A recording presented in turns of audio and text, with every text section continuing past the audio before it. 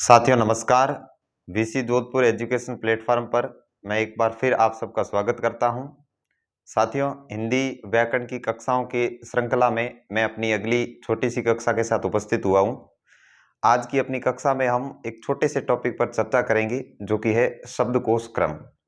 जैसे कि dictionary sequence के अनुसार अंग्रेजी के वर्ड हम अल्फ़ाबेटिक वे में जमाते हैं, वैसे ही शब्दों को हिंदी में भी शब्दकोश क्रम में जमाना होता है, ऑर्डर में सही सीक्वेंस में रखकर बताना होता है। इससे संबंधित प्रश्न पूछे जाते हैं कि निम्न में से किस विकल्प में सभी शब्द शब्दकोश क्रम के अनुसार सही है, या कुछ शब्द दिए जाते हैं और उसके साथ लिखा जाता है कि इन शब्दों को सही शब्दकोश क्रम में रखकर उचित विकल्प को चुनिए। तब हमें इस प्रकार के नॉलेज की आवश्यकता पड़ती है कि शब्दकोश क्रम सही रखने के लिए हमको क्या करना पड़ता है। साथियों, अंग्रेजी में इस बात को करने के लिए सिर्फ और सिर्फ हमारे पास 26 अल्फ़ाबेट होते हैं जिनका क्रम अपने को ABCD से पता होता है। उसको हम पहले लेटर से, दूसरे से, तीसरे से कंपेयर करते हुए जमा लेते हैं, जैसा कि हम सबकी डेली लाइफ में रहता ही है। लेकिन हिंदी का मामला थोड़ा अलग है, क्योंकि इसमें अनुस्वार, अनुनासिक, विसर्ग, संयुक्त व्यंजन, इनके मामले रहते हैं। तो इनका कहाँ कहाँ पर हमें ध्यान रखना है, इस संबंध में हम संक्षिप्त में चर्चा करेंगे, जिससे कि आपकी समझ थोड़ी विकसित हो जाए और आप ऐसे प्रश्नों को हल कर सकें।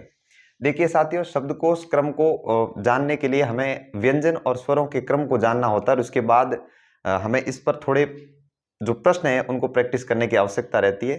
तो चलिए शुरू करते हैं। शब्दकोश क्रम में सबसे पहले स्वरों का क्रम। हिंदी में स्वर जो होते हैं उनका शब्दकोशीय क्रम क्या रहता है, उसकी बात करते हैं।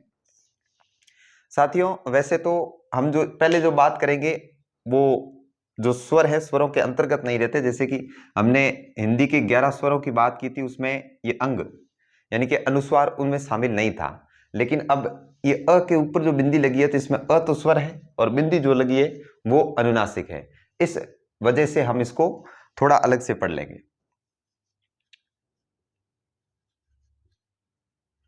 स्वरों के क्रम में सर्वप्रथम इस प्रकार के अपने को 3 स्वर जो है लिख कर रखने हैं। पहला अनुस्वार, दूसरा अनुनासिक और तीसरा विसर्ग।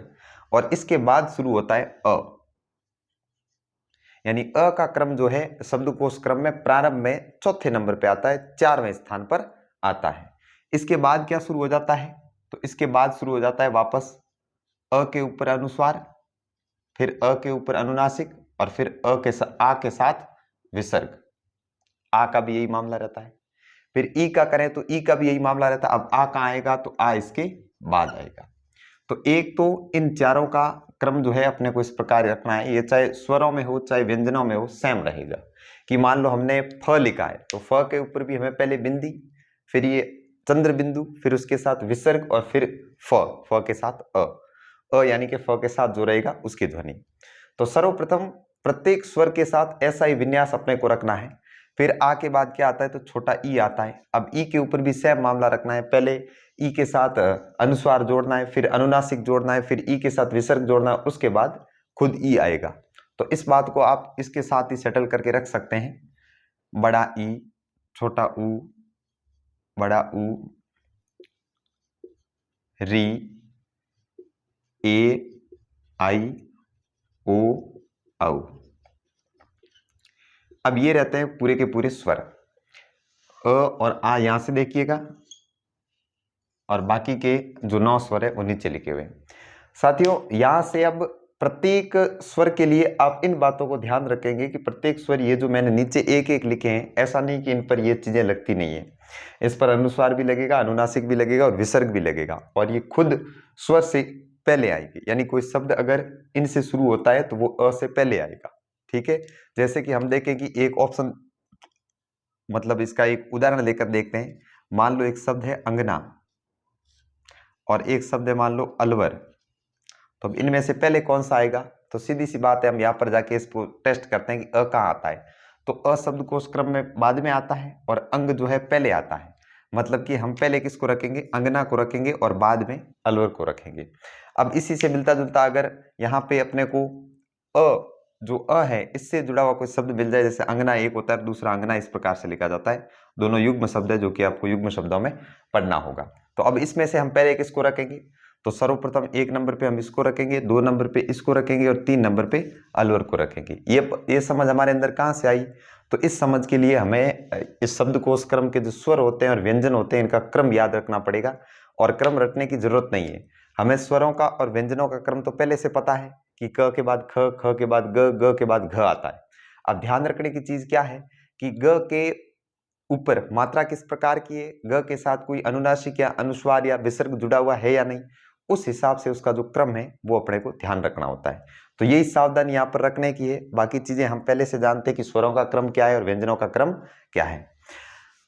स्वर जो है हम अक्सर व्यंजन से पहले पढ़ते हैं, तो इसका कारण यही है कि इनका शब्दकोश में स्थान जो है पहले है, यानी कि हमारे हिंदी के संपूर्ण शब्दकोश में सबसे पहला स्थान किसका आता है? अनुस्वार अ का। अ के साथ अनुस्वार जुड़ा है, उसका क्रम सबसे पहले आता है।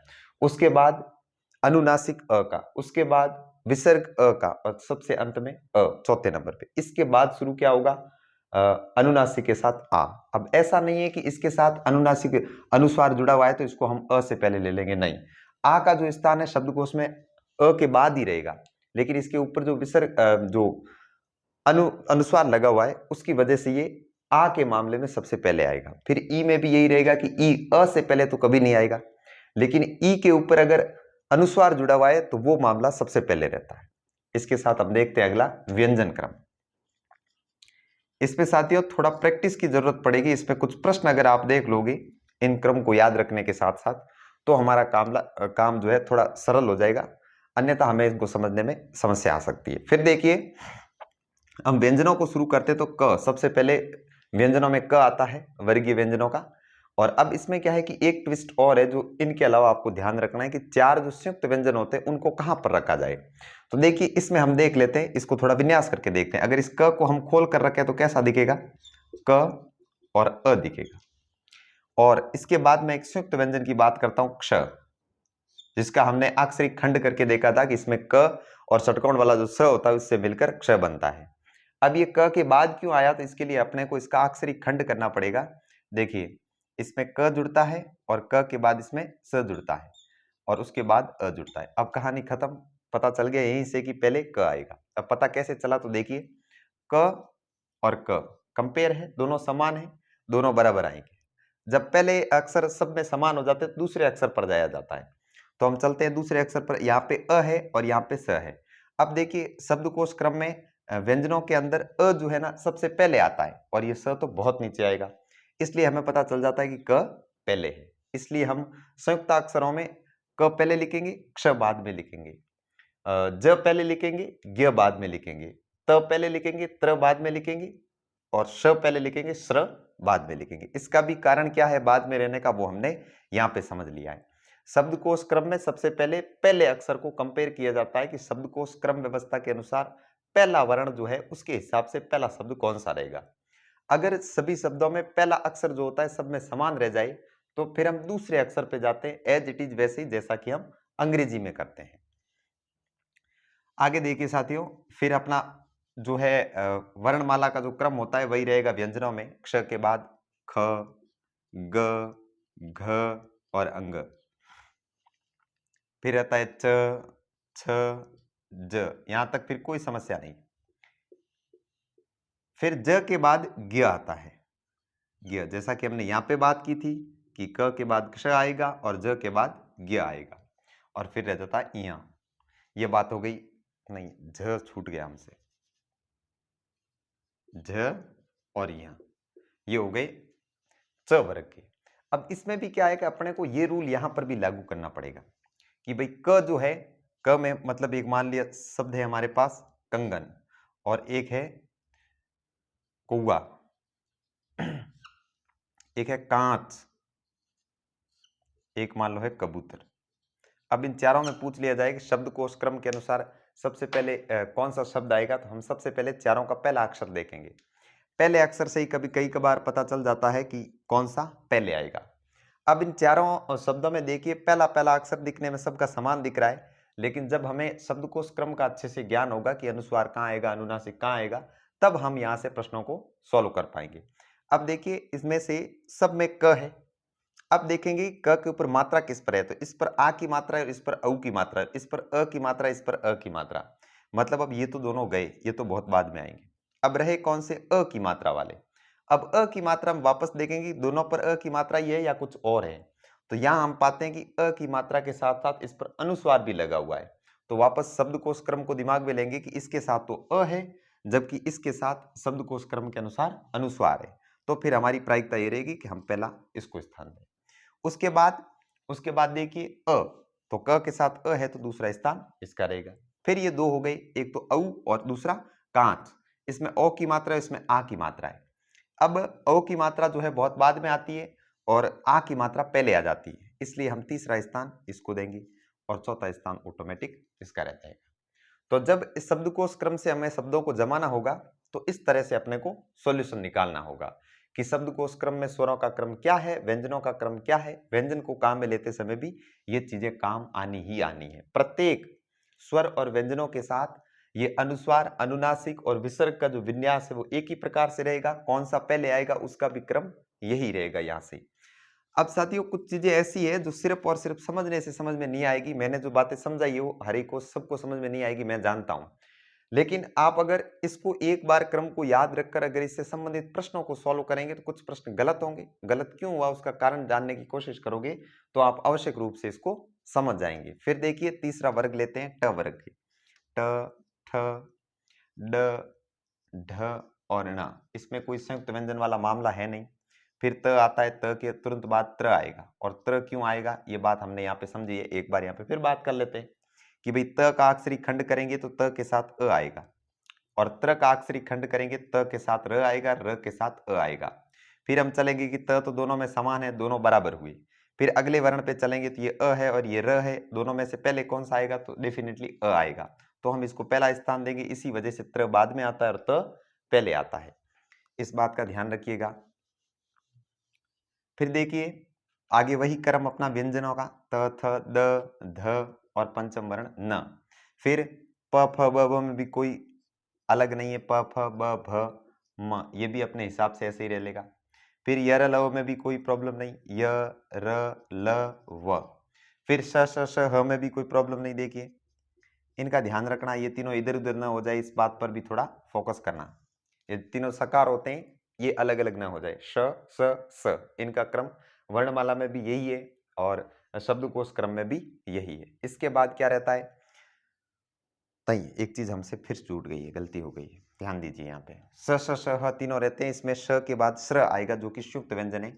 इसका भी आप अपने हिसाब से अक्षरी खंड करके पता कर लीजिए कि श के बाद क्यों आता है। एक यहाँ पे संयुक्त व्यंजन है, एक यहाँ पे संयुक्त व्यंजन है, एक ये संयुक्त है और चौथा संयुक्त व्यंजन ये है। तो श्र जो है वो हमेशा षटकोण वाले से पहले आएगा, सड़क वाले से पहले आएगा और ह से पहले आएगा। इसके साथ अपना जो स्वर और व्यंजनों के 44 जो वर्ण है वर्णमाला के पूरे, उनका विन्यास इस प्रकार हो जाता है। और 44 के अलावा भी कुछ हैं वो भी इनके साथ आगे, जैसे श्र, त्र, ज्ञ और क्ष। ये चारों के चारों संयुक्ताक्षर है जिनको 44 में शामिल नहीं करते, 52 में शामिल करते हैं। तो ये अलग हो गए। इसमें अब देखो अनुस्वार, अनुनासिक, विसर्ग इनको भी हम साथ में शामिल नहीं करते, क्योंकि हम जानते हैं कि अनुस्वार और विसर्ग को साथ में क्या कहते हैं, अयोगवाद ध्वनियां कहते हैं। तो इनको भी हमने यहाँ शामिल किया है। तो इसके साथ अपना वर्णमाला का शब्दकोश क्रम जो है वो इसी प्रकार से पूरा रहेगा। एक बार मैं पूरी की पूरी कहानी को शॉर्ट में वापस समझाता हूँ, आप ध्यान से देखिएगा कि वर्णमाला के शब्दकोश क्रम में सबसे पहले स्वर रहते हैं। स्वरों में कौन से स्वर रहते हैं, तो अ से औ तक की हम जो सीक्वेंस पढ़ते हैं वही रहती है। लेकिन इसमें फिर ट्विस्ट कहाँ आता है, ट्विस्ट यहाँ आता है कि किसी भी स्वर के साथ अगर अनुस्वार, अनुनासिक और विसर्ग लगा हुआ है तो वो शब्द सबसे पहले आएंगे। यानी हमने पहले पहले शब्द पर जो गोला करके देखा था ना कि इनमें से पहले कौन सा आएगा, उस संबंध में अपने ये ज्ञान काम आएगा। अब ये ज्ञान कहाँ तक चलेगा, तो ये ज्ञान यहाँ से शुरू होके ह तक चलेगा। ह के साथ भी वही होगा, स के साथ भी वही और इन सब के साथ यही होगा। जैसे प का उदाहरण लेके देख लो। प में प के मान लो 4 शब्द दिए हुए हैं, तो उनमें से अपने को पहला शब्द कौन सा लेना है, चारों के ऊपर अ की मात्रा है, तब अपने को प के ऊपर जो बिंदी है सबसे पहले लेना है। प के ऊपर चंद्र बिंदु जो अनुनासिक है वो दूसरे नंबर पे लेना है और प के साथ विसर्ग है वो तीसरे और प के साथ कुछ भी नहीं है, अ जुड़ा हुआ है तो उसको हम चौथे स्थान पर लेंगे। ये क्रम ध्यान रखना है। अब प पे अगर आ की मात्रा लग जाती है तो फिर वही बात, सबसे पहले ये आएगा, फिर ये वाला, फिर पा के साथ विसर्ग और फिर स्वयं पा आएगा। ई की मात्रा लगती है तो फिर यही कहानी रहेगी।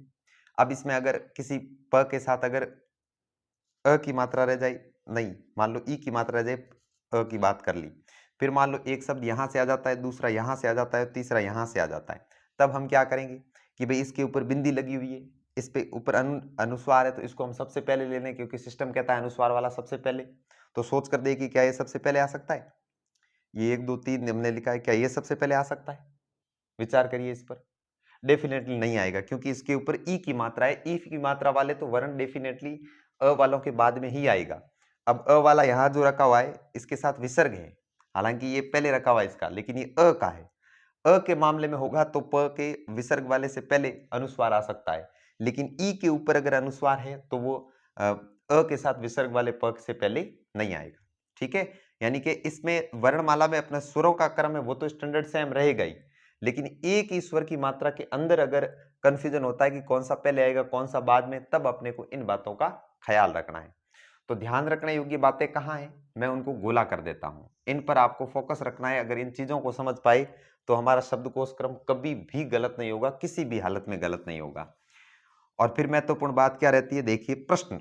प्रश्न सबसे महत्वपूर्ण है, प्रश्न करेंगे उतना ही हम इसको ज्यादा समझ पाएंगे। जैसे मैं कुछ शब्द लिखता हूं, एक शब्द है ऊपर, एक है ऊंगना, एक है इकाई और एक है ईद। अब चारों पर विचार कीजिए, सबसे पहले कौन सा आएगा? तो सबसे पहले तो हम इनको देखेंगे ही नहीं कि ऊपर क्या लगा हुआ है, बिंदिया है, विसर्ग है, अनुस्वार है, अनुनासिक है, कुछ नहीं सोचना है। सबसे पहले देखना है कि पहले वर्ण पे मात्रा कैसी है या पहला स्वर है तो कौन सा है। भाई ये क दिया हुआ है, एक कऊ दिया हुआ है, तो स्पष्ट है कि पहले तो क आएगा बाद में कऊ आएगा।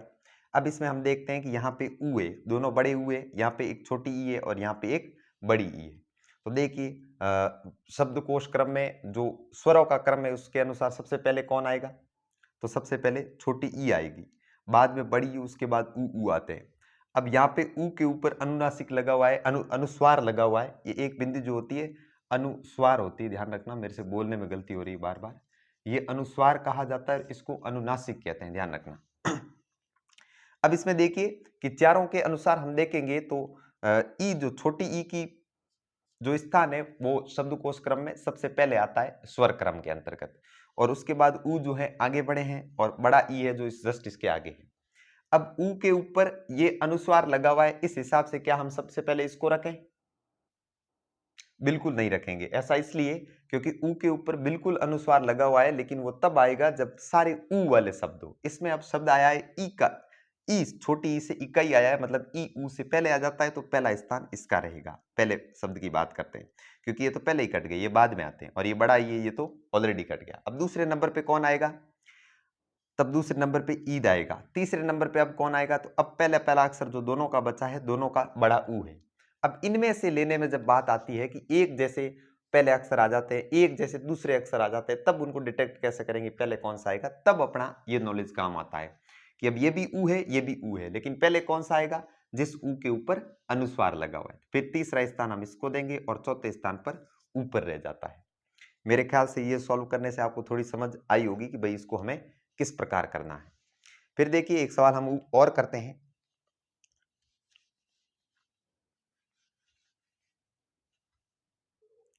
एक शब्द है श्रवण, एक है षटकोण, एक है वरदान और एक है शर्म। वरदान और शर्म, विचार करिए इस पर, आपके हिसाब से पहले कौन सा आएगा? तो देखिए सबसे पहले हम पहले पहले अक्षर पे जाएंगे सबके, कि यहाँ पे श्र है, यहाँ पे षटकोण स है, यहाँ पे व है और यहाँ पे श है। तो शब्दकोश में सबसे पहले कौन सा आएगा?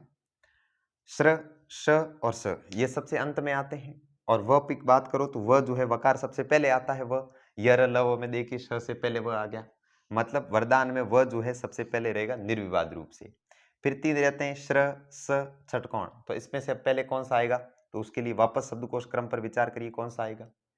अब श के बाद शर्म, इसमें श पूरा है, इसका जो है अक्षरिक खंड इस प्रकार से होगा, देखिए श श तो पूरा है, ऊपर जो रह जाता है वो हमेशा अधूरा होता है, तो यहाँ पे र आधा रहेगा और म पूरा रहेगा, इसमें अ होगा साथ में, इस प्रकार से।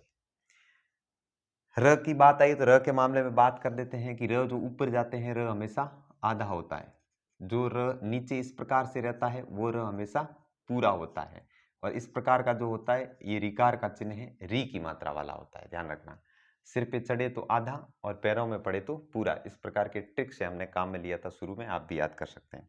देखिए अब इसमें व पहले आ गया तो वरदान वाला शब्द पहले ले लेंगे, उसके बाद दूसरों पे जाते हैं तो श, ये जो शब्दकोश क्रम में है दूसरा स्थान शर्म का आता है, फिर षटकोण और श्रवण बचा है, तो ध्यान रखिए कि षटकोण से पहले श्र आ जाता है तो तीसरा स्थान इसका रहेगा और चौथा षटकोण का रहेगा। इस तरह से प्रश्नों को सॉल्व करने से हम इनको व्यवहार में लाएंगे, बार बार काम में लेने से ये हमारे व्यवहार में स्थायी हो जाएंगे और फिर इससे संबंधित प्रश्न गलत नहीं होंगे।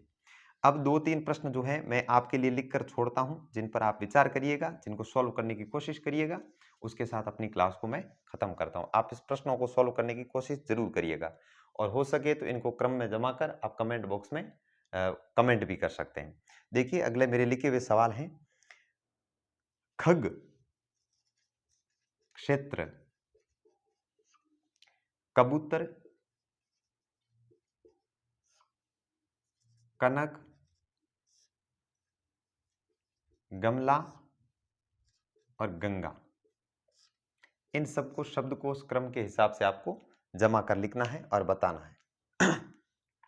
दूसरा प्रश्न आपके लिए है, आकलन, आंख और आवरण, इसको आप शब्दकोश क्रम के हिसाब से जमाने की कोशिश करेंगे। एक सवाल आप और लिख दीजिए, चंचल, झरना, ज्ञाता,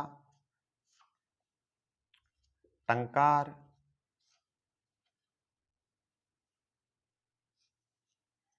और इनक, ये 5 शब्द है, इनको शब्दकोश क्रम से आपको जमाना है। आपको 3 प्रश्न दिए प्रैक्टिस के लिए और 3 काफी नहीं है, आपको बहुत सारे शब्दों के बहुत सारे ऐसे प्रश्नों का प्रैक्टिस जो है करना पड़ेगा, तब आप इसमें कॉन्फिडेंट हो पाएंगे। साथियों एक बार इनका क्रम याद करना आसान है कि अंग पहले आएगा, पहले बाद में आएगा और अह बाद में आएगा और फिर आएगा।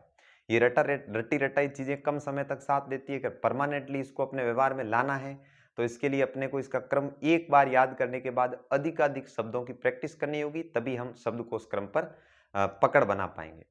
अब पीटीटी के और बीएसटीसी के सिलेबस में हो सकता है शब्दकोश क्रम हमें लिखा हुआ नहीं मिले, लेकिन वर्ण विचार जो लिखा हुआ है उसी का ये खंड है।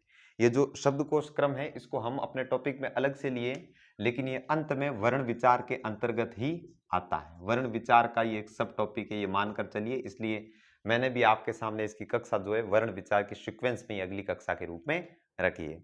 बहुत महत्वपूर्ण प्रश्न बनेगा। कुछ विद्यार्थियों को ये टॉपिक थोड़ा बोरिंग लग सकता है, लेकिन इस पर पकड़ बनाए बिना आप 50 में से 2 प्रश्न गलत कर सकते हैं, क्योंकि जिस परीक्षा में 50-50 प्रश्न भाषा से पूछे जाते हैं, हिंदी से, वहां से बहुत मतलब संभावना रहती है कि यहां से एक प्रश्न आपको पूछ लिया जाए।